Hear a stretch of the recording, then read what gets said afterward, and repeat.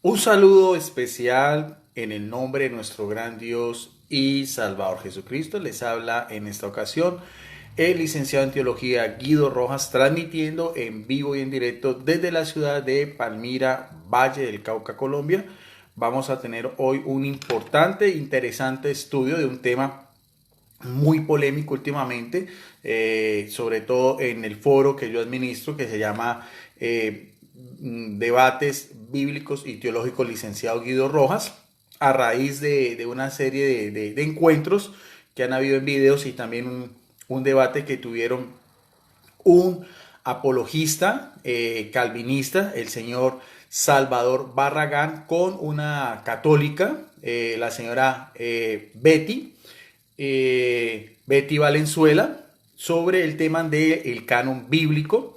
Y muy interesante, yo los felicité a ambos, sobre todo tengo que reconocer la gran educación, la cultura, el respeto del señor apologista Salvador Barragán y también lo intrépida que es la señora Betty Valenzuela para tratar estos temas, sabiendo de antemano que el señor Salvador Barragán es un gran conocedor, así tengo que decirlo yo, es un gran conocedor sobre estos temas de la historia eclesiástica y yo lo felicito a él porque no es fácil, créame, no es fácil que un apologista o que un evangelista o que un pastor o que un teólogo protestante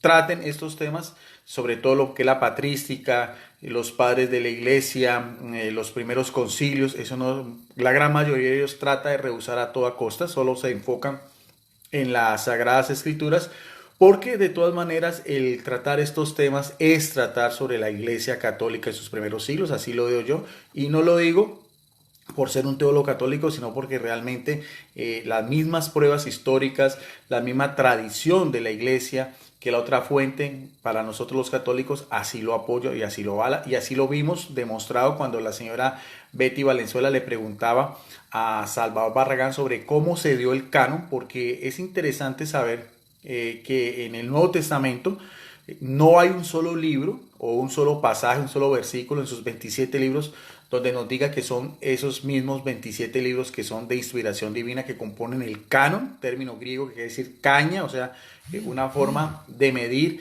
lo que son los 4 evangelios, Hechos de los Apóstoles, las 13 cartas paulinas, 3 de Juan, 2 de Pedro, una de Santiago, Judas y el libro del Apocalipsis o Revelación. Entonces nos tenemos que ir a pruebas extrabíblicas, las mismas que yo he mostrado muchas veces de la colección que tengo de 33 Biblias, unas evangélicas, muchas veces he mostrado las principales Biblias, donde estos teólogos, exégetas, hablan sobre temas que tienen que ver con el martirio de los primeros apóstoles, sobre la importancia de la ciudad de Roma, sobre la forma como se conformó el canon, inclusive que aquí tengo una Biblia, una de las excelentes Biblias de estudio, que es la Biblia de estudio Holman, vamos a mirar en una parte, que es una Biblia evangélica. Y la otra parte de este video también es una respuesta porque el señor Salvador Barragán hizo anteayer un video solo también sobre ese tema. Ayer lo hizo con la señora Betty, entonces yo voy a hacer algunos apartes también de esa intervención de él, aclarándola también desde mi punto de vista como teólogo católico. Y aquí es importante saber porque yo también conozco la historia del cristianismo desde sus orígenes, lo he podido estudiar durante muchos años, y también conozco la historia del protestantismo, porque vamos a mirar a ver, porque evidentemente cada apologista siempre cuando hace sus exposiciones, pues trata de darle mayor fuerza a la iglesia a la cual él pertenece. Entonces hay que ser también lo más analítico, tratar de tener la mayor información y ser lo más imparcial posible en estas cosas que muchas veces no se da porque va al acorde o a la mano de también de creencias que nosotros profesamos en nuestras diferentes iglesias, pero que se puede hacer de una manera respetuosa, de una manera cordial, como siempre he tratado de hacerlo yo y como también muchos apologistas también evangélicos lo hacen, porque esa es la norma. Ahora, quiero aclararle porque muchas veces, antes de entrar en materia, lo he hecho yo en oportunidades pasadas, lo que hoy en día es para la Iglesia Católica el ecumenismo, o sea, un término que quiere decir, viene del griego ecumene, del Salmo 133:1, que dice, qué bueno que todos los hijos de Dios vivan juntos y en paz. Entonces la iglesia tiene una apertura del Concilio Vaticano II hace más de 60 años atrás sobre estas iglesias que se reconocen como tal de la Reforma. O sea, si vamos a analizar lo que es históricamente, claro, hubo rencillas, excomuniones, guerras, divisiones. Hoy en día eso ya se ha superado y eso es importante también aclararlo para, sobre todo desde el punto de vista de mis hermanos apologistas católicos. No podemos ver a nuestros hermanos, así los llamamos, nuestros hermanos separados, a los calvinistas, a los evangélicos luteranos, a los anglicanos, a los presbiterianos, a los metodistas, a los bautistas, a los congregacionistas, a los anabatistas y otras comunidades cristianas históricas como nuestros enemigos, porque eso ya la Iglesia Católica lo ha superado. Hay documentos oficiales, hay toda una apertura desde el Papa Juan XXIII, después con el Papa Pablo VI, con el Papa Juan Pablo II y actualmente con el Papa Francisco. Entonces eso también es importante, quiero también aclarar, porque no somos enemigos, no nos podemos considerar como tales, tenemos que ser amigos, tenemos que ser hermanos. Tenemos que mirar, como decía Juan 23, más bien las cosas que nos unen que las que nos desunen. Esa es la apertura y eso es los lineamientos que se siguen, no a nivel en estos foros, donde son laicos o teólogos o biblistas, bueno, o apologistas, sino a nivel de los líderes de las grandes iglesias. O sea, estamos hablando del Papa Francisco, que tiene relaciones ecuménicas con el arzobispo de Canterbury, que es la máxima autoridad de la iglesia anglicana, con los pastores luteranos de Suecia, de Alemania, de Dinamarca, también con los mismos jerarcas de la iglesia presbiteriana, de la iglesia calvinista, de la iglesia metodista, y también a nivel de lo que son facultades de teología, congresos, seminarios, comisiones bíblicas y teológicas, y eso siempre lo he dicho yo y mucha gente no sabe eso. Entonces cree que todavía estamos en la época de la Reforma, en la época en que se dio toda esta cantidad de divisiones, donde hubo guerras y todas esas cosas, odios, rencillas, sangre, martirio de parte y parte. Eso ya se ha superado. Pero sí es importante tratar estos temas, sobre todo el que estamos en la noche de hoy, de este video, que es sobre el canon bíblico, porque en el video que tuvo ayer el señor Salvador Barragán, que como lo digo, lo felicito porque conoce sobre la historia del cristianismo primitivo, con la señora Betty Valenzuela, se enfocaban sobre si la Iglesia Católica es, por así decirlo, la propietaria o los derechos de autor, más o menos se manejan en esos términos, sobre lo que es el canon del Nuevo Testamento y en relación también al Antiguo Testamento, aunque evidentemente los apologistas católicos hacen mucho más énfasis al Nuevo Testamento, porque sabemos que en el Antiguo Testamento hay dos cánones, uno que es el de la Iglesia Católica y el de la Iglesia Ortodoxa, que es el canon alejandrino, y el otro que es el canon palestinense, que es el de las iglesias evangélicas. Entonces por ese lado también hay ciertas discrepancias, pero en lo que tiene que ver sobre la conformación del canon del Nuevo Testamento, hay una participación directa de la Iglesia Católica. Eso es histórico y eso cualquier persona lo puede demostrar, lo puede corroborar, bien sea en internet, que no tiene nada de malo. Yo por lo general saben que siempre utilizo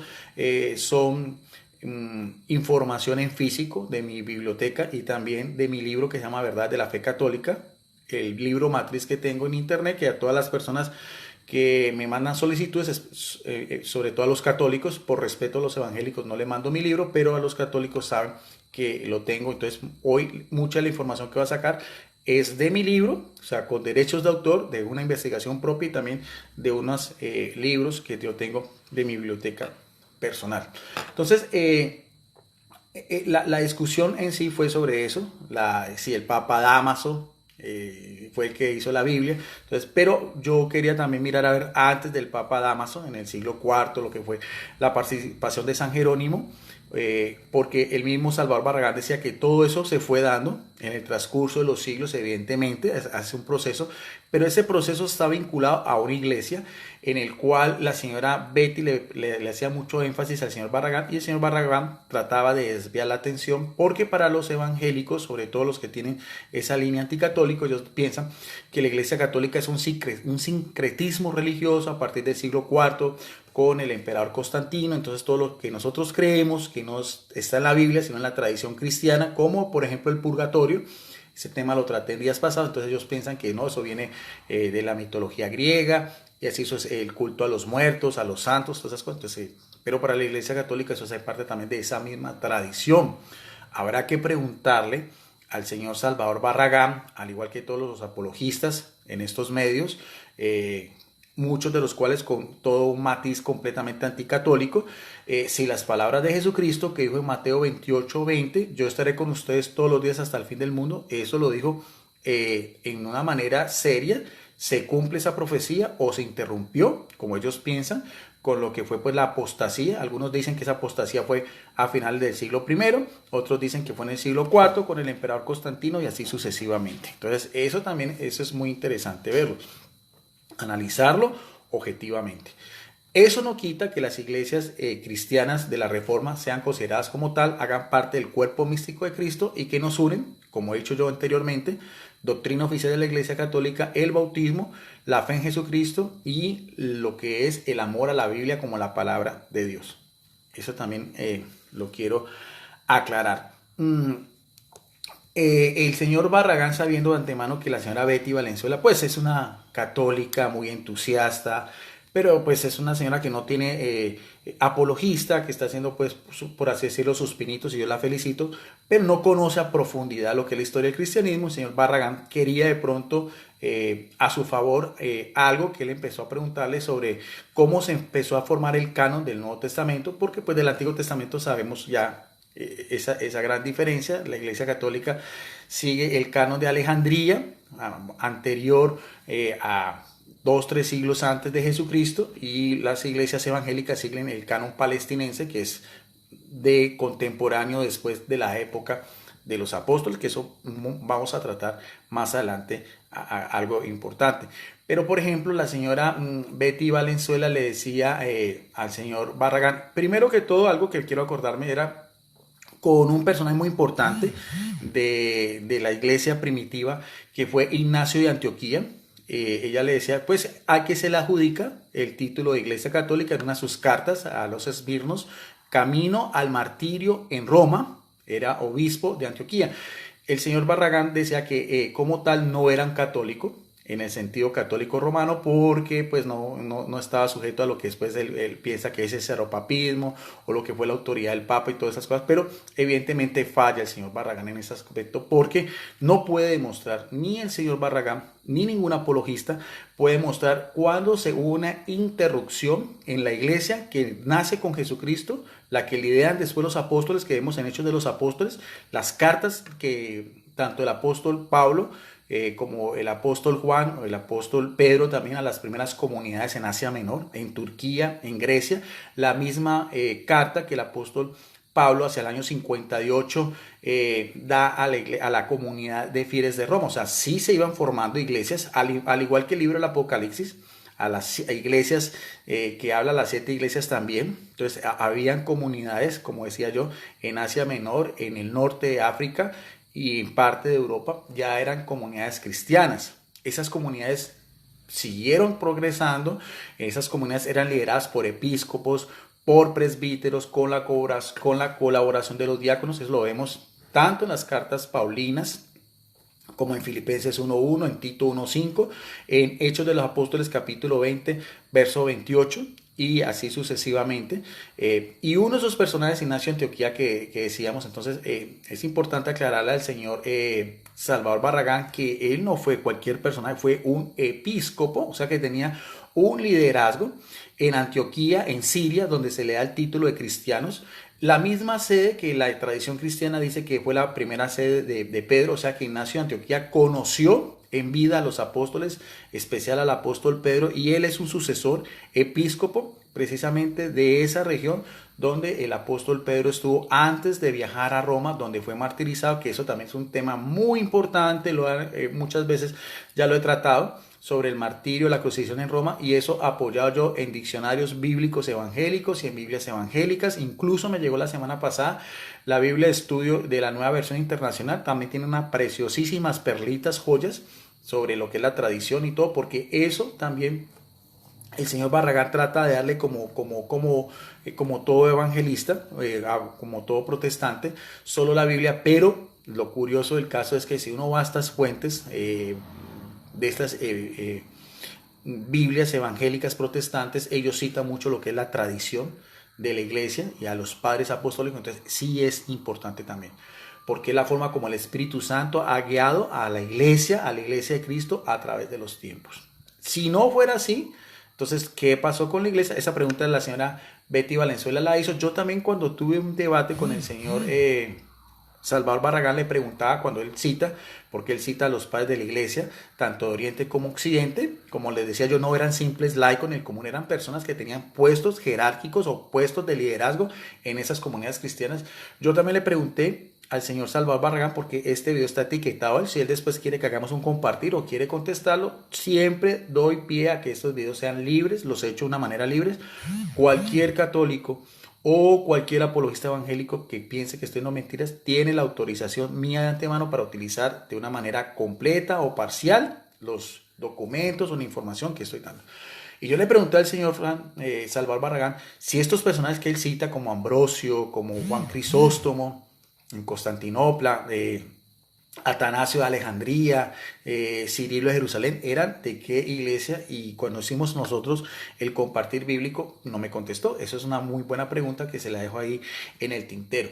Y el señor Salvador Barragán decía que en cuanto a lo que fue la composición del canon, sobre todo del Nuevo Testamento, él le preguntaba insistentemente a la señora Betty Valenzuela que por favor le dijera cómo se fue formando o cuál fue la raíz para cual se dio en esa misma iglesia, en ese mismo ambiente, por estos mismos jerarcas, cómo se fue dándole pues origen a este canon de los textos que llaman neotestamentarios. La señora Betty evidentemente no sabía bien la respuesta o no la conocía, entonces por eso cada uno se enfocaba. Ya le volví a decir que le dijera quién había hecho la Biblia, entonces, pero ahí estuvo y eso se quedaron pues un tiempo así. Ahora, ya lo último, el señor Salvador Barragán dijo un dato que es histórico. Yo lo felicito porque el señor Salvador Barragán tiene una memoria muy prodigiosa, es muy culto, es una persona muy educada. Yo lo admiro, lo respeto y lo digo acá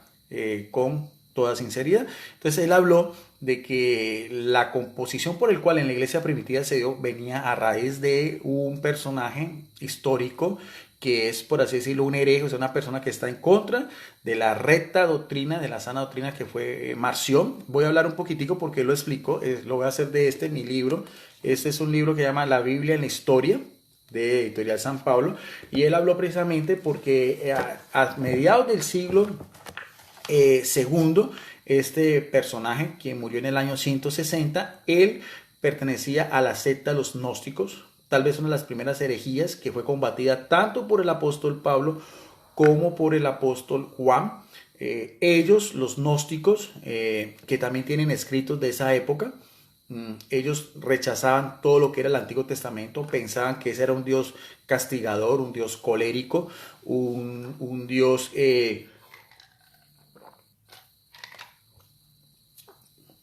opresor, y solo aceptaban el Nuevo Testamento. Entonces este personaje que fue Marción, como lo dice acá en este libro, rechazaba todo lo que era el Antiguo Testamento y todo lo que era los libros de veterotestamentarios. Entonces él hizo su propia lista, su propio canon de los libros que él pensaba que eran inspirados por Dios. Como dice aquí, no solo refutó el Antiguo Testamento en su totalidad, sino que también negó parte del Nuevo Testamento. Aceptó como textos sagrados 10 cartas de Pablo y excluía a la carta a los Hebreos, a la primera y la segunda de Timoteo y la carta a Filemón, y una versión del Evangelio de Lucas depurada de toda referencia del Dios del Antiguo Testamento. Y esto pertenecía al gnosticismo del siglo II, que se movía en dirección opuesta a la iglesia de aquel entonces, que era la misma iglesia de los apóstoles, la misma iglesia del Pentecostés, la misma iglesia de Ignacio de Antioquía, la misma iglesia de los padres de Oriente, la misma iglesia de los padres de Occidente, la misma iglesia de Dámaso, de Jerónimo, la misma iglesia de los siglos después posteriores, anteriores a la Reforma, y también la misma iglesia posteriores a la Reforma. Entonces, ¿cómo contesta la iglesia a esta lista trocada, esta lista tergiversada, como decíamos acá, manipulada de este hereje que se llamaba Marción, que murió en el año 160? Pues la iglesia católica respondió con el primer canon, que fue el canon de Muratori hacia el año 170. Y es importante porque el señor Barragán también da mucho énfasis a lo que era la iglesia de Oriente y trata de menguar toda la importancia de lo que es la iglesia en Occidente, es decir, la importancia de Roma como la sede central en la cual histórica y arqueológicamente dieron su vida martirizados dos de los príncipes de los apóstoles, el apóstol Pablo a los gentiles y el apóstol Pedro a los judíos. El primero, Pablo, hacia el año 64 más o menos, decapitado durante el imperio de Nerón, y unos años después, hacia el año 67, el apóstol Pablo, que también fue crucificado en la colina vaticana. Eso es histórico, eso es arqueológico, y eso lo he mostrado muchas veces con las mismas Biblias y los mismos diccionarios evangélicos que yo tengo, gracias a Dios, y puedo mostrar en físico. Pero este canon, es muy interesante, este canon de Muratori, al cual hacía mucho énfasis el señor Barragán, no se dio en el norte de África, ni se dio en Alejandría, porque él hace mucho énfasis a Alejandría, sino que ese canon viene de Roma. O sea, estamos hablando como ya en la propia sede de Roma, en la sede histórica, de la sede que también los mismos historiadores antiguos decían, la sede madre, en el sentido de que ahí estaban las tumbas de estos dos príncipes de los apóstoles. Esa se dio en la ciudad de Roma durante ya el pontificado, porque ya habían obispos. Hay una lista también de todos los obispos de Roma, de Pedro, Lino, Cleto, Clemente de Alejandría, que es muy interesante. Sobre Clemente de Alejandría después haré otros estudios. Fue obispo de Roma, también tiene mucho que ver con todo lo que tiene la composición de todo lo que es el estudio de los libros sagrados, aunque en esta ocasión no me voy a dedicar a eso, pero de todas maneras ahí está. Pero eso fue durante el Papa San Sotero, que fue también mártir, ese canon oficial de la iglesia primitiva católica, de la iglesia apostólica, porque vienen los apóstoles, y de la iglesia romana, porque ya tiene su sede en Roma. En ese canon sostiene el carácter normativo de los 4 evangelios, los 3 evangelios sinópticos, Mateo, Marcos y Lucas, más el evangelio de Juan. También en esa lista, primera lista, habla de los hechos de los apóstoles, de las 13 cartas paulinas, otras cartas apostólicas que son Judas, primera y segunda de Juan, y el libro del Apocalipsis. Ese es, por así decirlo, el primer canon oficial de la iglesia primitiva que usted puede encontrar en cualquier libro de historia. Más adelante viene después ya hacia el siglo II, estamos hablando que ya circulaba una versión latina, porque ya el latín empezó a ir desplazando al griego, y eso también la señora Betty hacía mucho énfasis. El latín se fue convirtiendo en el idioma oficial de la iglesia, porque fue el idioma del Imperio Romano, en el cual también surge el cristianismo. Todo lo que es el judeocristianismo sabemos que estaba basado en todo lo que fue el Imperio Romano y en todo lo que fueron también las persecuciones de estos emperadores, como decíamos, de Nerón, Decio, Trajano, hasta llegar a Diocleciano, anteriores al siglo, a principios del siglo IV y anteriores a Constantino. Todo eso es histórico, porque estoy dando datos, porque como el señor Salvador Barragán, al cual estoy etiquetando en este video, sabe historia, pues le estoy demostrando que yo también, como teólogo católico, conozco la historia. Eso es muy importante, porque la historia es el mejor testigo de la verdad. Y como decía John Henry Newman, un cardenal católico que en estos tiempos ya dentro de poco va a ser canonizado, converso del anglicanismo, decía que para mirar los orígenes del cristianismo es necesario dejar de ser protestante, porque la iglesia protestante como tal nace en el siglo XVI. Pero ya en el siglo II, si nos vamos otra vez en el mismo hilo que estamos hablando históricamente, empieza una Biblia en latín, una Biblia en el norte de África, que fue conocida como la Vetus Latina Hispana, llamada también como la Biblia norteafricana, de la cual se conservan algunos fragmentos. todos sabemos que no hay originales, ni el Antiguo ni el Nuevo Testamento, se conservan papiros, manuscritos, códices antiguos de esta Vetus Latina, se conservan algunos fragmentos y algunos de los padres apostólicos y de los padres de la iglesia hablaron sobre ella, como Tertuliano, Cipriano de Cartago y también Agustín de Hipona, emplearon textos también referentes a la Vetus Latina. Sobre todo Agustín fue obispo de Hipona, en lo que hoy en día es Argelia, un doctor de la iglesia muy importante, un gran hombre de Dios, un gran escritor. Muchos piensan que después del apóstol Pablo, el personaje más importante en el cristianismo es Agustín de Hipona.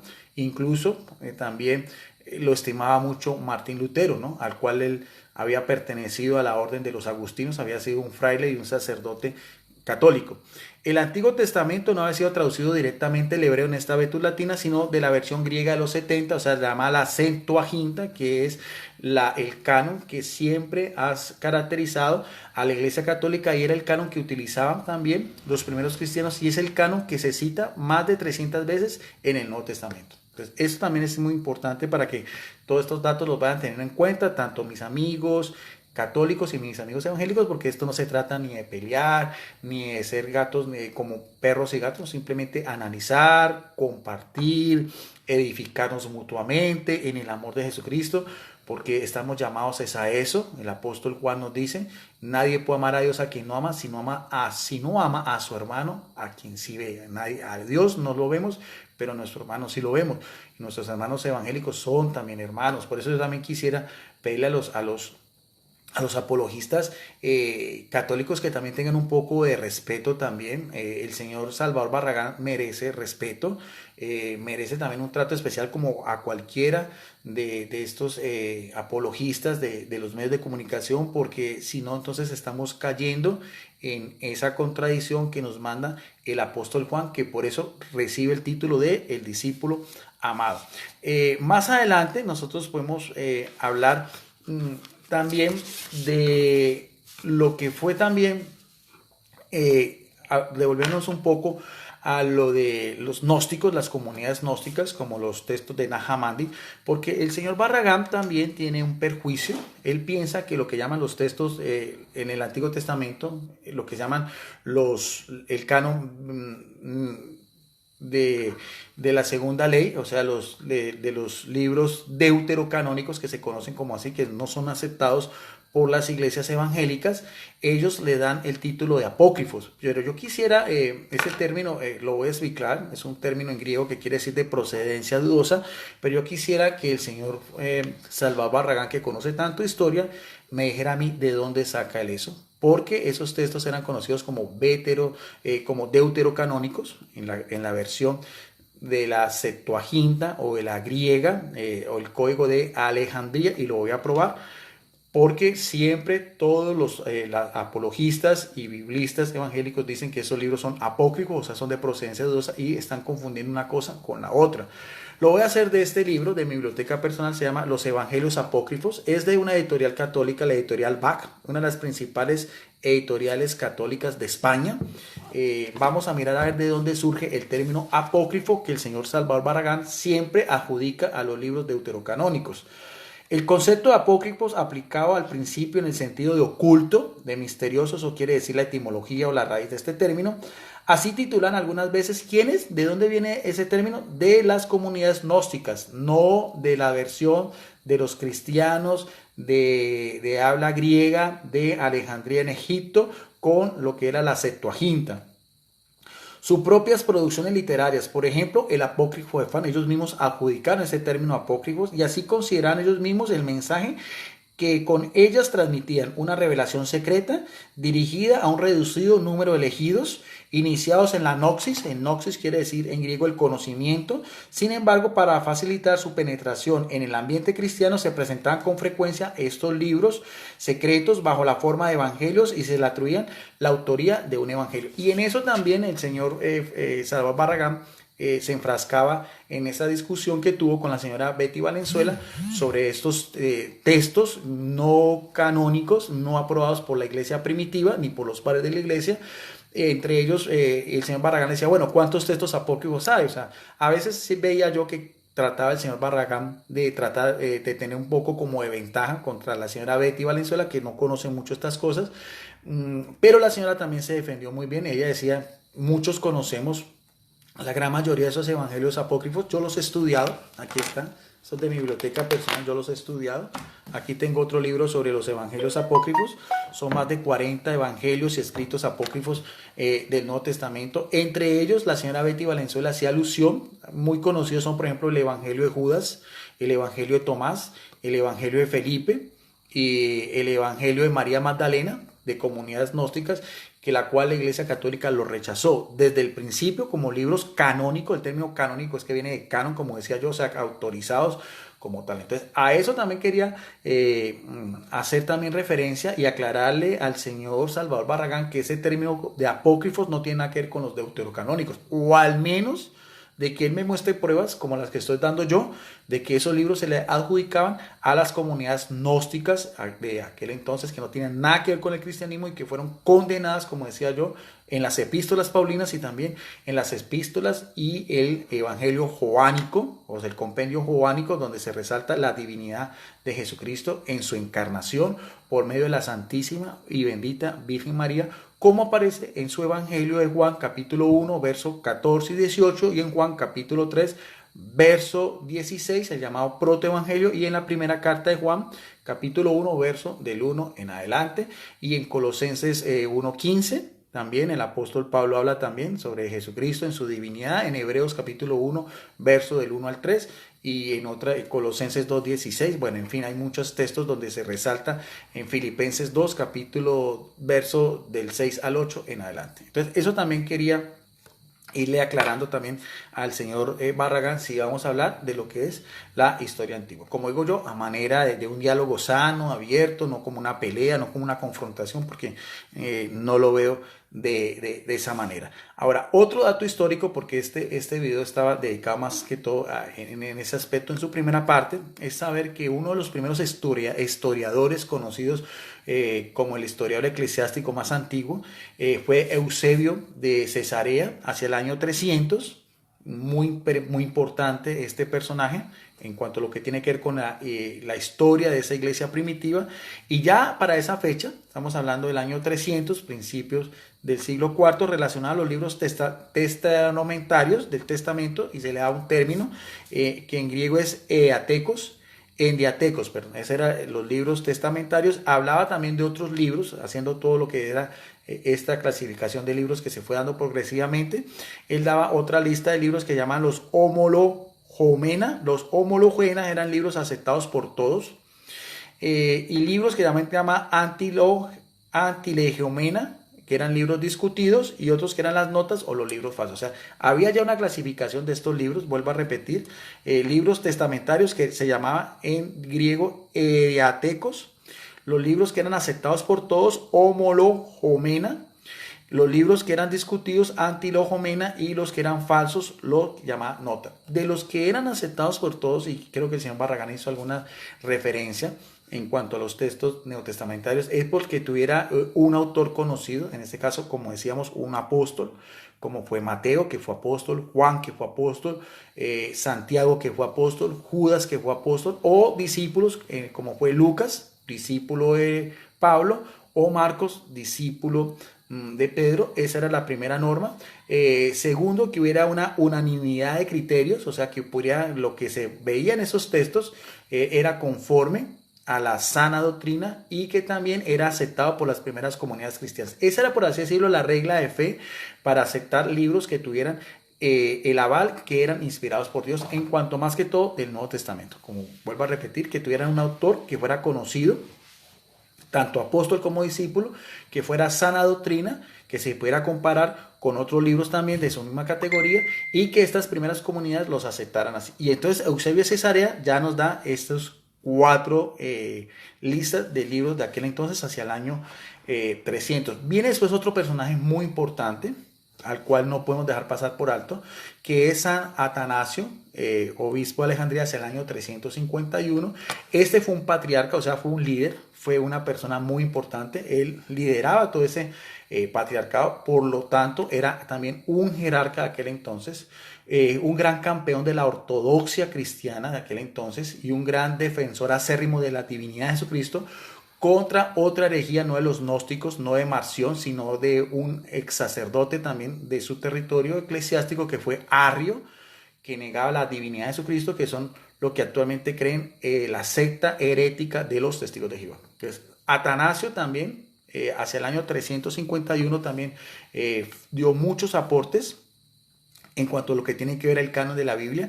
Fue el primero que distinguió entre los libros canónicos y apócrifos. Y entiéndase por apócrifos no deuterocanónicos, sino apócrifos de estas comunidades gnósticas, en el año 367. En una de sus cartas, llamada la Carta de Festal 39, después de haber enumerado los textos del Antiguo y el Nuevo Testamento, ahora vamos a ver cuál era ese canon, lo llamó libros incluidos en el canon. ¿Qué quiere decir en griego?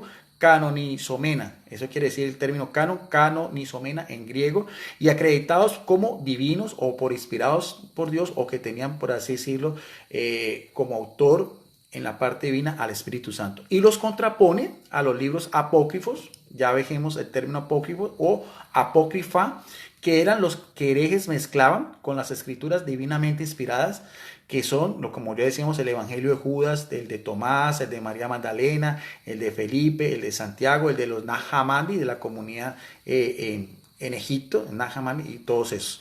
Eso ya en el año 369, este patriarca da la lista definitiva también de los 27 libros del Nuevo Testamento. O sea que ya podemos hablar de un canon más establecido. Vamos avanzando un poco más. Estamos hablando del año 351, de esa misma iglesia histórica que viene desde los apóstoles, desde el siglo I, del siglo II, del siglo III, y ya estamos aquí a mediados del siglo IV. Ahora, yo le hice una pregunta después al señor Barragán, quiero detenerme sobre Atanasio, si era católico o no, lo mismo que Ignacio de Antioquía, lo mismo que el Clemente Romano. Entonces él decía, no, porque es que este no era de rito latino. Bueno, esa es una excusa. El solo hecho de no ser del rito latino o de pertenecer a otro distrito eclesiástico es la misma unidad de criterios, la misma fe, la misma doctrina, la misma norma que está consignada desde las cartas paulinas en Efesios 4:5, donde dice un solo Señor, un solo bautismo y una sola fe. Entonces ahí podemos mirar también esa misma trascendencia histórica, la misma inspiración del Espíritu Santo, la misma acción santificadora que Jesucristo promete y que se hace presente en Pentecostés hasta nuestros días. Ya después podemos decir que la totalidad, por así decirlo, la conformación del canon, como decíamos, del canon alejandrino para la Iglesia Católica y la Iglesia Ortodoxa, y el canon del Nuevo Testamento, ya los que son los 46 libros del Antiguo Testamento. Acordemos que las Biblias evangélicas solo tienen 39, las Biblias católicas tienen 46 libros. En el Antiguo Testamento son divididos en los 5 libros del Pentateuco, 18 libros proféticos, entre profetas mayores, profetas menores, 16 libros históricos y los 7 libros sapienciales, al igual que ya el canon del Nuevo Testamento, los 27 libros igual en Biblias católicas y Biblias evangélicas, pero en el canon que corresponde a la Iglesia Católica ya se dio ese transcurso, lo que fue la canonicidad como tal, en varios sínodos, en el sínodo de Roma en el año 382, y aquí viene también un personaje que también discutieron mucho, que fue el Papa Dámaso. Él autorizó ese sínodo, que fue, por así decirlo, la primera aval, donde son 46 libros del Antiguo Testamento en Biblias católicas, y ese mismo canon, sobre todo en el Antiguo Testamento, donde hay esa divergencia, también fue ratificado en otros concilios o reunión de obispos, en Hipona, en Argelia en el 393, en el concilio de Cartago también, en el 397, y en el concilio ya definitivo de Trento, la Contrarreforma, en el año de 1546. Es falso, es una falacia del señor Salvador Barragán decir que el canon del Antiguo Testamento para la Iglesia Católica varía. Siempre ha sido el mismo. Que existieran otros cánones, o que a Jerónimo de Dalmacia, que tradujo la Biblia al latín, la Vulgata o la Divulgada de los textos originales, Antiguo Testamento en griego y arameo, y el Nuevo Testamento en griego koiné, por petición del Papa Dámaso, que eso pues hablaron estos dos personajes, el señor Barragán y la señora Valenzuela. Eso no quiere decir que siempre la Iglesia Católica como tal ha aceptado 46 libros del Antiguo Testamento. No ha existido otra otro canon, otra lista, que es la cuestión de discusión con las iglesias evangélicas. Inclusive ese mismo canon fue ratificado en el año 405 ya por un papa que fue Inocencio I, cuando le envió a un obispo en Tolosa, en España, de nombre Eusoperio, una carta que se conserva, la carta Consulenti Tibi EB 21, en la cual ofrece también para el Antiguo como para el Nuevo Testamento el canon igual que el de Hipona, que era del año 393, que son ¿cuáles? 46 libros del Antiguo Testamento y 27 libros del Nuevo Testamento. Bueno, eso eran algunas de las informaciones ya de orden que quería yo hablar sobre este tema del canon y lo que nos diferencia a los católicos de los evangélicos. Ya quisiera también hacer en esta segunda parte también unas aclaraciones al señor Barragán sobre su primer video, porque veo que también el señor Barragán, pues en su mentalidad también evangélica y protestante, trata de ver a la Iglesia Católica como la mala, como lo que muchos piensan que somos Babilonia la Grande, que fue una iglesia que se paganizó, que fue una iglesia que apostató de la fe, que es una iglesia que perseguía a los cristianos. Entonces vamos a mirar algunos también aspectos de una manera muy concreta también, aspectos de orden histórico. Yo le preguntaba una vez en el chat al señor Barragán sobre Atanasio de Alejandría, y le preguntaba que si él pertenecía a la Iglesia Católica. La misma pregunta que le hizo la señora Valenzuela con Ignacio de Antioquía un tiempo después, y el señor Barragán me contestó a mí que no, porque él pertenecía al Patriarcado de Alejandría, pero eso no tiene absolutamente nada que ver. Hay que tener en cuenta que la Iglesia cristiana como tal, desde el siglo III y también en el siglo IV, en su jurisdicción eclesiástica como tal, en lo que eran pues los territorios que conformaban aquel entonces, se vieron en 5 patriarcados o 5 grandes regiones. La primera y la más importante era el Patriarcado de Roma, donde estaba el obispo de Roma, al cual se le da un título que todavía sustenta el Papa Francisco, que es primus inter pares, o sea, el primero entre iguales. Después venía otro patriarcado, por así decirlo, el patriarcado más antiguo, en homenaje a los apóstoles, que era el patriarcado de Jerusalén, el patriarcado también de Constantinopla, que era la sede ya del imperio bizantino, después de que Constantino se trasladó a lo que hoy en día es Estambul en Turquía, y otros 2 patriarcados, el patriarcado de Antioquía en Siria, donde se le da el título de cristianos, que aparece en el libro de los Hechos de los Apóstoles, del cual viene Ignacio, obispo de Antioquía, muy importante ese personaje, del que se conservan 7 cartas, camino a su martirio en Roma. Porque eso es muy interesante. Cuando la señora Betty Valenzuela le hablaba, él decía que Ignacio de Antioquía no hablaba del obispo de Roma, pero sí fue martirizado en Roma. ¿Por qué? Porque la importancia de Roma, tanto en el imperio como también ser la sede de los apóstoles Pedro y Pablo. Y el último de los patriarcados era el patriarcado de Alejandría en Egipto. Y él decía que en ese periodo, pues los personajes más importantes que tienen que ver con lo que fueron nuestros padres apostólicos, que fueron los primeros, por así decirlo, teólogos, historiadores, escritores y estos jerarcas, él le da mucho énfasis al patriarcado de Alejandría, en el cual, por ejemplo, podemos hablar de Clemente de Alejandría, por así decirlo, entre muchos otros.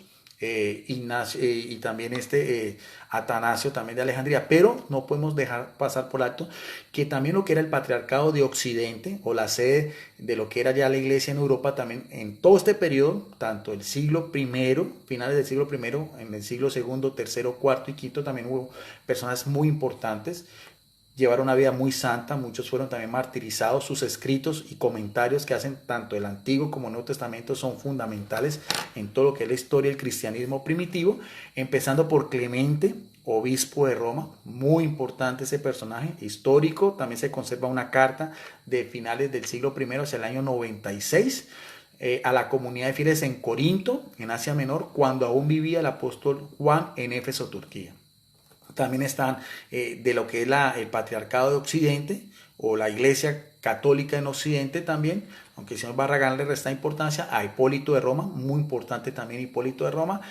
También tenemos a Ambrosio, obispo de Milán, que en parte se vio su conversión a Agustín, que después también llegó a ser también un obispo en Hipona, en Argelia.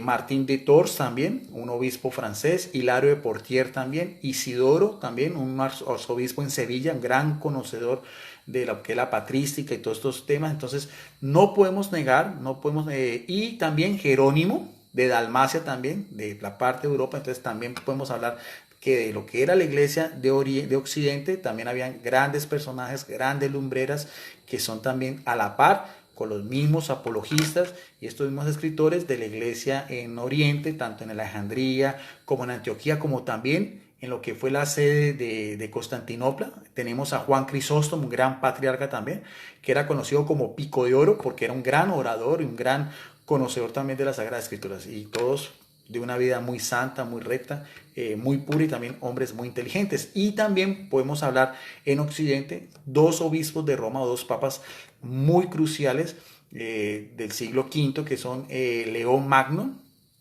del siglo IV y siglo V, León Magno, y también el papa, o lo que fue el obispo Gregorio Magno, del cual vienen los cantos gregorianos también. Entonces, que son, por así decirlo, todo el salterio, las alabanzas, cantos a capela, o sea, solo con la voz, sobre todo de los salmos del Antiguo Testamento. Entonces, si vamos a hablar de historia, señor Salvador Barragán, aquí tiene una persona que conoce y que también estoy dando datos para que usted o cualquier persona también, apologista evangélico, pueda mirar y cotejar estos datos. Y yo alabo mucho eso porque esta tarde Gabriel Álvarez, un apologista católico, también entrevistó o tuvo un encuentro también con este llamado pastor Mario Prado. Él decía, como casi todos ellos, que no se mete nada en patrística, para ellos solamente es Biblia. Entonces, porque para no meter las patas. De hecho, por ejemplo, esta tarde también en una transmisión de otro apologista también anticatólico, que se las da de mucho, que quiere, que un gran conocido que no sabe absolutamente nada,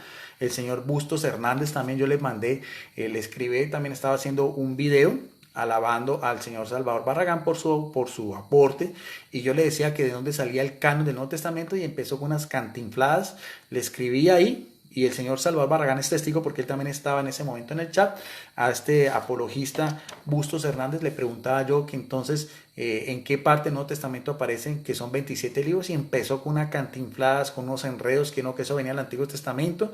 Después le pregunté qué era el canon moratori, no tenía ni idea, y ¿sabe lo que hizo? Cortó la transmisión.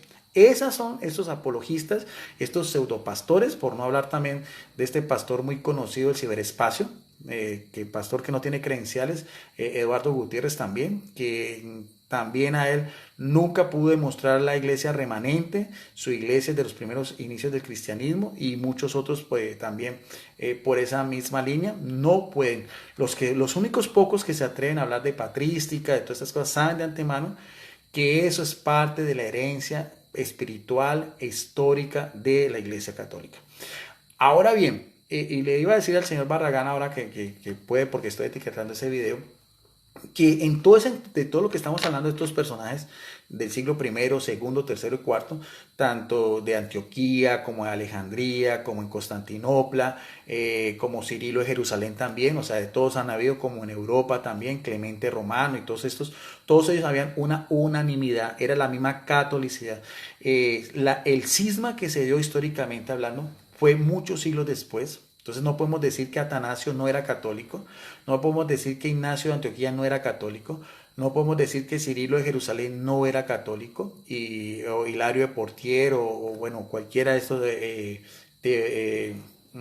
Ambrosio de Milán, Agustín de Hipona, Atanasio, todos los demás, porque había una sola iglesia. Y el liderazgo también de los primeros obispos de Roma, después más adelante también le voy a dar mucha información tanto al señor Salvador Barragán como a otros, porque ya de antemano, desde finales del siglo I, con la misma carta de Clemente Romano, a una comunidad fuera de su jurisdicción, que es la comunidad de fieles de Corinto, y esa carta la leían estos fieles a la par de los propios evangelios. Eso es histórico, usted lo puede averiguar y lo puede dar si quiere información de las propias Biblias evangélicas.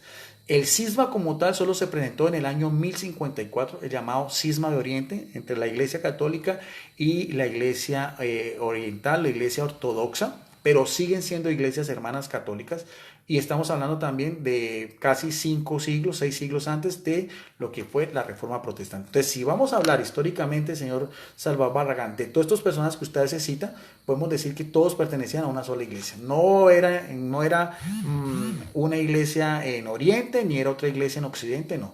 Había una unanimidad de criterios, había un propio credo, que era una oración que recitaban en aquel entonces, el credo niceno-constantinopolitano, que nace de los primeros concilios, el concilio de Nicea y el concilio de Constantinopla, ya a la par. Entonces, eso también es histórico. Se lo dejo también para que lo reflexione. Si usted también quiere después hacer un video, podemos hacer un compartir, y entonces ahí tienen también para que lo hagamos también con una manera, como lo hicimos la otra vez, amena, cordial, educada. Ahora, el señor Barragán también, en muchos de sus videos, lo he visto yo, dice mucho de que Roma, y es una frase que la apunté allá acá, porque en este momento el señor Barragán dice que Roma cambió la cruz por la espada. Entonces el señor Barragán habla, como muchos apologistas, que de hecho ellos saben que la iglesia calvinista ni la iglesia son parte de la historia de la iglesia antigua, entonces ellos solo vienen de la Reforma Protestante, entonces es muy fácil hablar de los siglos anteriores, acusar a la iglesia de la Inquisición, acusar a la iglesia de las cruzadas, acusar de la iglesia también de atropellos que se cometieron, porque la iglesia también tiene una parte divina por Jesucristo y una parte humana que es por los hombres. Entonces, por ejemplo, el señor Barragán muchas veces en los videos he visto yo que hace alusión, por ejemplo, a lo que fue la muerte de Hans Hus, que fue un teólogo checo, católico en el año 1415, eso no lo niego yo, mire que estoy dando esas pruebas, de Jerónimo de Savaranola, que fue también un fraile dominico también, que fue también asesinado por las autoridades eclesiásticas en 1498, y uno muy conocido, William Tyndale, también un sacerdote inglés, que también fue asesinado por las autoridades eclesiásticas en 1536. Este William Tyndale tradujo la Biblia de sus idiomas originales al inglés. Entonces, estos apologistas evangélicos anticatólicos dan esa información, entonces dan a entender que la iglesia católica es mala, que es perversa, que es asesina, pero señor Barragán, Savaranola también, ya lo dije, pero si eso vamos a hablar, si usted va a tirar la piedra, acuérdese que la iglesia calvinista tiene también techo de cristal, porque yo también conozco la historia del protestantismo, señor Barragán, y su iglesia calvinista, al igual que la iglesia luterana, al igual que la iglesia anglicana, al igual que la iglesia puritana, al igual que muchas otras iglesias de la Reforma, también tienen sus manos manchadas de sangre, al igual que el catolicismo, y en todo eso nos tenemos que dar un mea culpa. Si eso vamos a hablar de crímenes, de pecados, de atrocidades, ahí sí, señor Barragán, vamos a la par, porque el señor Juan Calvino, que es el fundador de la iglesia calvinista a la cual usted pertenece, un teólogo francés, que se radicó en Ginebra, Suiza, hizo todo un régimen de terror allá.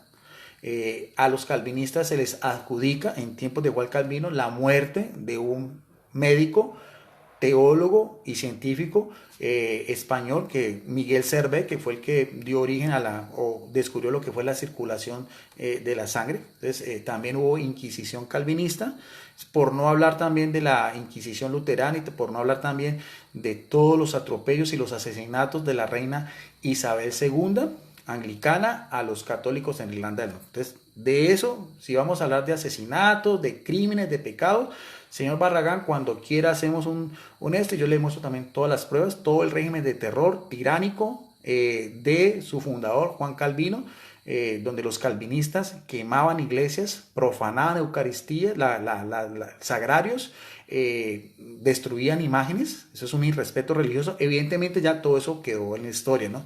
No podemos hablar que ahorita hay todo eso, ya decimos que estamos en un ambiente ecuménico, pero si vamos a hablar históricamente de esa época, todo eso lo cometieron, y los católicos sufrieron mucho. Incluso hay un santo católico que fue martirizado por los calvinistas, uno de muchos, le dejo el nombre, se llamó San Fidel de Simarringen. San Fidel de Simarringen fue un sacerdote capuchino que fue asesinado por calvinistas en el año de 1621. Entonces, por ese lado, es mejor o hablamos con sinceridad y también mostramos nuestros pecados, o vamos a tapar todo como una cortina de humo, porque el señor Salvador Barragán varias veces habla sobre eso. Entonces, de pecados, de crímenes, de asesinatos, estamos a la par. Y eso no es para uno vanagloriarse, mucho menos.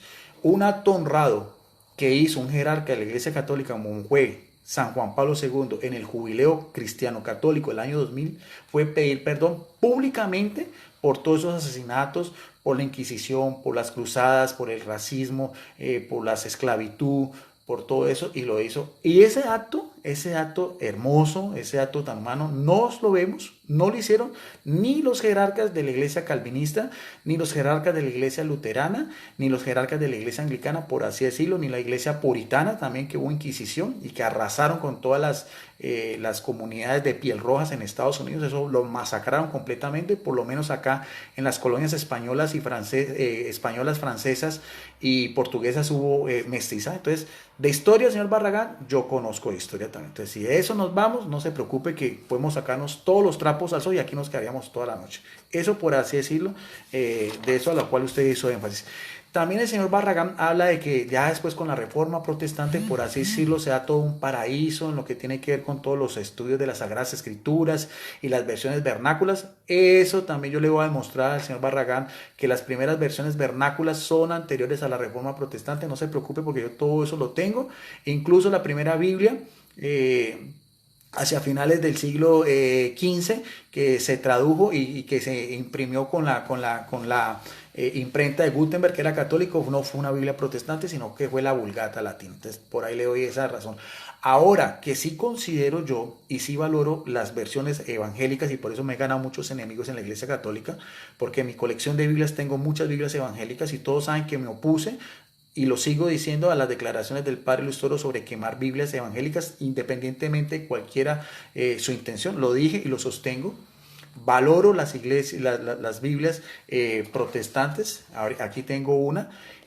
Y por eso yo considero que la Biblia Reina Valera, la Biblia del Oso, a la cual yo la tengo, es un clásico de la literatura española o del castellano antiguo, como la Biblia de Lutero, también en Alemania. Es un clásico también de la literatura germana y la literatura, y también lo que es la Biblia, la King James, la King James, o lo que es la Biblia del Rey Jaime también. Es también un clásico de la literatura inglesa. Esa la tengo yo también. Entonces yo por ese lado también eso lo valoro. Hay que tener en cuenta de que de este libro también vamos a mirar a ver un dato muy importante sobre Lutero, porque después del Concilio de Florencia, parecía que todo estaba definido en cuanto a lo que era establecer los libros del Antiguo y el Nuevo Testamento, pero Lutero encendió nuevamente la disputa cuando en su versión de la Biblia, Lutero en Alemania tradujo los libros deuterocanónicos del Antiguo Testamento, pero los puso al final, y eso lo decía el señor Barragán, declarándolos expresamente como apócrifos, y aquí viene ese término, que no se adjudica inicialmente a los libros deuterocanónicos que eran de las comunidades gnósticas, ¿no? Eso ya es una manipulación histórica que hicieron los protestantes solamente por desacreditar el canon alejandrino o la versión de los 70 de la Iglesia Católica. Y estos libros que él llamaba apócrifos, él mismo decía que se debían considerar que no se deberían de considerar en el mismo plano de las Sagradas Escrituras, pero que eran útiles y buenos para leer. Y entonces en la primera Biblia de Lutero también aparecen estos libros, también como dice él, aparte como útiles y buenos para leer. No es claro la actitud frente a los libros que hacía Lutero sobre unos libros que él ponía en duda, como fue la carta a los Hebreos, la carta de Santiago, la carta de Judas y el libro del Apocalipsis. Parece que no lo cuenta entre los libros que llevan a Jesucristo para Martín Lutero. En su traducción del Nuevo Testamento, la primera en el año de 1522 y después en el año de 1546, son traducidos e impresos al alemán, pero no tienen, a diferencia de los demás libros, número e índice. O sea, eso lo hizo también Martín Lutero ya bajo su propio criterio. Ponía en tela de juicio estos libros que ya habían sido aceptados, como decíamos, desde la época del canon moratoriano, desde la época de San Atanasio de Alejandría, desde los primeros sínodos, como decíamos, el sínodo de Cartago, el concilio de Cartago, el de Hipona, el de Roma, y así sucesivamente. Esto también es de orden histórico. Es más, voy a dar otro dato, no va a ser ya de un libro católico, sino de esta Biblia, señor Salvador Barragán. Esta es una Biblia evangélica, es una Biblia protestante, es la Biblia de estudio Holman, que es, y lo voy a mostrar acá, miren, de la Reina Valera del año de 1960. Veamos a ver lo que dicen estos eruditos evangélicos que tienen mucha más autoridad que su persona y mi persona, porque son eruditos con maestrías y doctorados en Sagradas Escrituras y que pueden, son un grupo de muchos, ¿no? Que pueden dar una Biblia de estos. Veamos a lo que estos mismos eruditos evangélicos dicen sobre el canon después de la Reforma hasta la actualidad. Mire bien, esto es de una Biblia evangélica, lo voy a decir de una forma transliteral. Aquí está, el canon desde la Reforma hasta la actualidad. En la era de la Reforma, muchas creencias y prácticas fueron reexaminadas a la luz de las Escrituras. Hombres como Lutero o Calvino deseaban despojar a la Iglesia de las tradiciones humanas y tomarla como modelo únicamente la palabra autorizada de Dios, aunque evidentemente no se puede dejar a un lado la tradición, porque incluso en estas mismas Biblias evangélicas hablan sobre la tradición, sobre los primeros padres de la Iglesia y sobre lo que fue el martirio de Pedro y Pablo en Roma, que eso no lo aparece en la Biblia, pero sí es parte de la historia del cristianismo antiguo. Esta preocupación realza la necesidad de estar seguro de cuáles libros venían de Dios y cuáles no. Cuando Lutero publicó una traducción al alemán del Nuevo Testamento, como decíamos, en 1522, incluyó los 27 libros del canon tradicional. ¿De cuál canon tradicional? Del canon que venía del siglo IV, de la Iglesia Católica aquel entonces. Estamos hablando de 12 siglos antes de la Reforma Protestante. Mire, esto mismo lo dicen los biblistas evangélicos, no lo dice ni una Biblia católica. Sigue diciendo, aunque expresaba cierta desaprobación en cuanto a los escritos disputados, separándolos en el índice de los libros indiscutidos.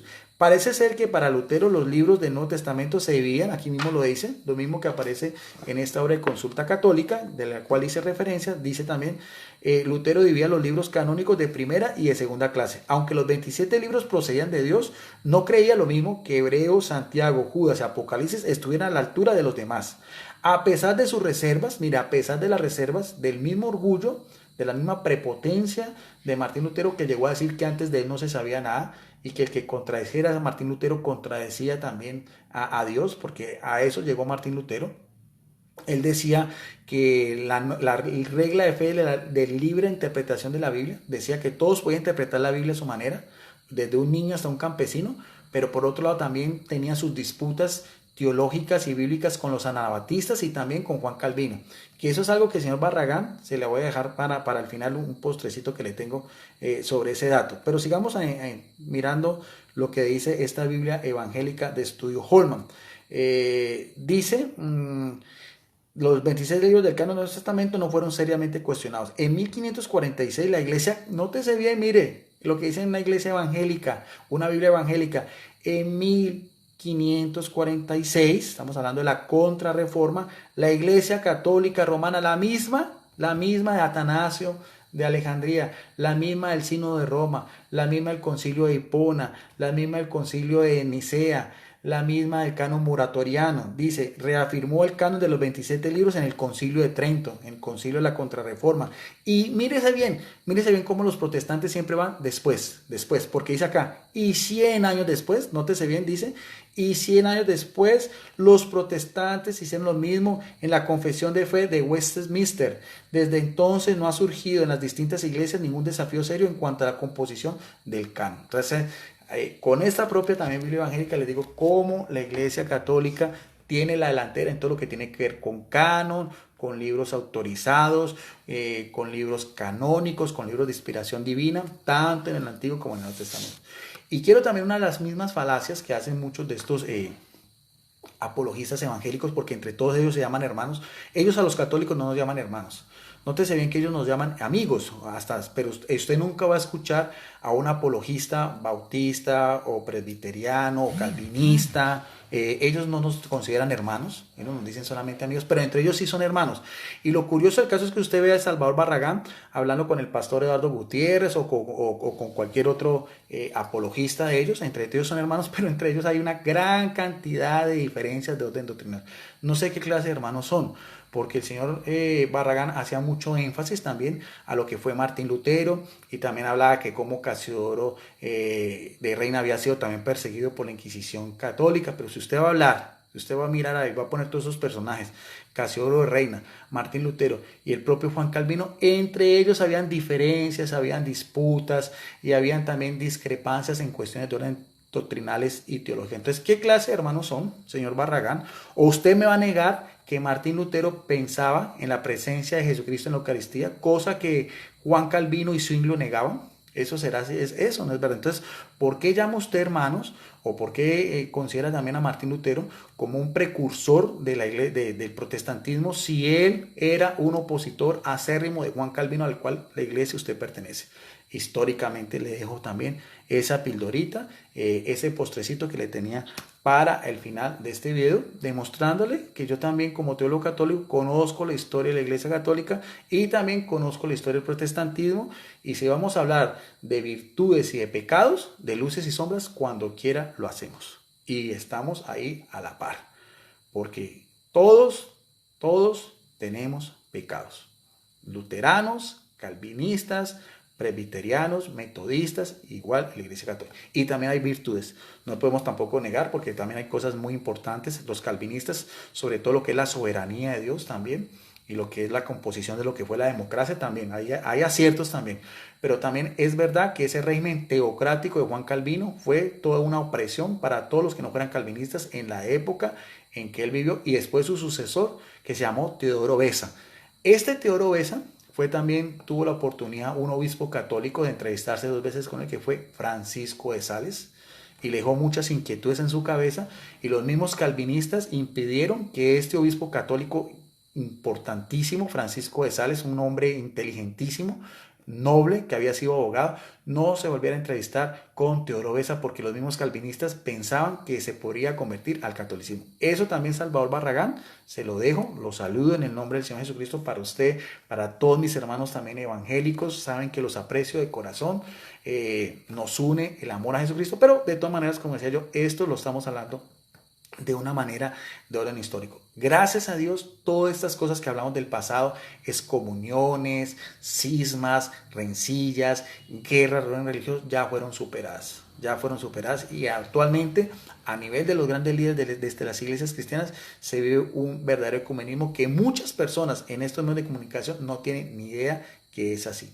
Tanto el Papa Francisco como estos líderes, y ustedes pueden mirar toda esa información también en cualquier medio de comunicación, en Zenit, que es un buscador católico, o en Asiprensa, o en cualquier otras cosas. Permanentemente el Papa hace como unas 3 semanas se reunió con los líderes de la iglesia valdense en Italia, y también con los líderes de la iglesia metodista, también para el aniversario también del nacimiento de Martín Lutero. Hubo también peregrinaciones de luteranos a Roma. También el Papa estuvo también en Suecia también, entonces reuniéndose con luteranos, entonces, y le colocaron también una bufanda también del símbolo de la iglesia luterana, con una bufanda del símbolo de la iglesia católica. Entonces, eso sí lo podemos ya mirar desde otra óptica. Pero si vamos a hablar desde el punto de vista histórico, bueno, es importante aclarar estos temas. Espero que les haya gustado.